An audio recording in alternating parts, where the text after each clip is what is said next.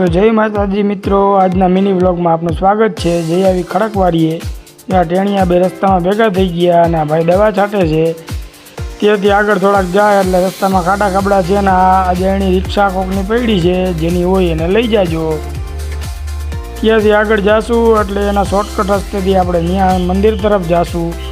આ એર છે પાણીના અને ધજાના દર્શન કરી લ્યો મિત્રો। વરસાદ કાંઈ છે નહીં, તડકો છે ફૂલમ ફૂલ।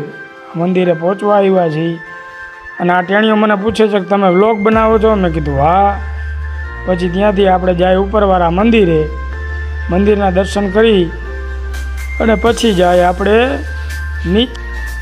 આ ઉપર મંદિર અલગ છે અને નીચે અલગ છે। ઉપર તો બનાવેલું છે, બાકી એનો ઓરિજિનલ થડો તો નીચે છે। પાણીમાં ડૂબકા થઈ જાય છે વરસાદનો, ત્યાં પગથિયેથી ઉતરી નીચે અને આ પથ્થરવાળી જગ્યામાં માતાજીનો થડો છે। જય મા મેરડી। જૂનો થડો તો આ જ છે, ઉપર મંદિર અલગથી બનાવેલું છે। વરસાદનું પાણી ભરાઈ જાય તો દર્શન કરવા માટે માતાજીનો આ નેજો ચડાવેલો છે, માતાજીના ફોટાવાળો।